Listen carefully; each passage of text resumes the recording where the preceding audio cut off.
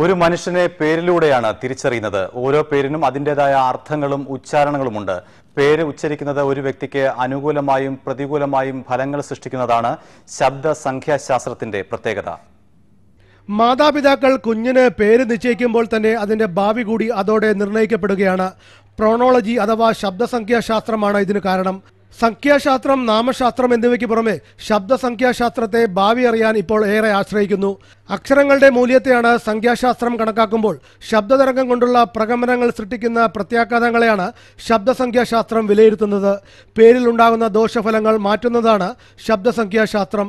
പാശ്ചാത്യ രാജ്യങ്ങൾ പിന്തുടരുന്ന ഈ സമ്പ്രദായം ഇപ്പോൾ ദക്ഷിണേന്ത്യയിൽ, പ്രത്യേകിച്ച് കേരളത്തിൽ വ്യാപകമാവുകയാണെന്ന് ISRO മുൻ ശാസ്ത്രജ്ഞനും വാസ്തുവിദഗ്ധനുമായ ആദർശ് കുമാർ പറയുന്നു. ഇപ്പം രണ്ടക്ഷരങ്ങൾ കൂടി ചേരുമ്പോൾ അതുകൊണ്ടുണ്ടാകാവുന്ന വ്യതിയാനങ്ങൾ, ഇത്തരം ശബ്ദ വ്യതിയാനങ്ങൾ നമ്മുടെ പ്രപഞ്ചത്തിലുണ്ടാകുന്ന പ്രകമ്പനങ്ങൾ കൊണ്ടുണ്ടാകുന്ന മാറ്റങ്ങളുമായിട്ട് ബന്ധപ്പെടുന്നതാണ് പ്രോണോളജി. It is related with pronunciation. അപ്പോൾ പേരിൽ നിന്ന് തന്നെ നമുക്ക് ആ ആളിൻ്റെ കാര്യങ്ങൾ നമുക്ക് മനസ്സിലാക്കാൻ പറ്റുന്നു.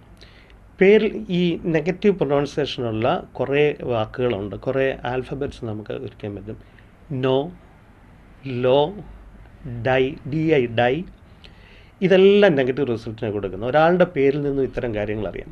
അപ്പോൾ നമ്മുടെയൊക്കെ പേരിൽ ഇത്തരം നെഗറ്റീവ് വൈബ്രേഷൻ വരുന്ന ശബ്ദങ്ങളുണ്ടാവും. അതിനെ ഒഴിവാക്കിയാൽ ഈ പറയുന്ന നെഗറ്റീവ് റിസൾട്ടുകൾ പലതും നമുക്ക് ഒഴിവാക്കാൻ പറ്റും. പേരിൽ മാറ്റങ്ങൾ സ്വീകരിച്ചു കഴിഞ്ഞാൽ 108 തവണ 180 ദിവസം തുടർച്ചയായി പുതിയ പേരുച്ചരിച്ച് എഴുതണമെന്നാണ് പ്രതിവിധി.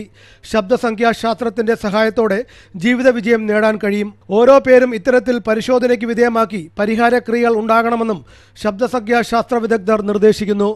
മാത്യു CR, സൂര്യ ന്യൂസ്, തിരുവനന്തപുരം.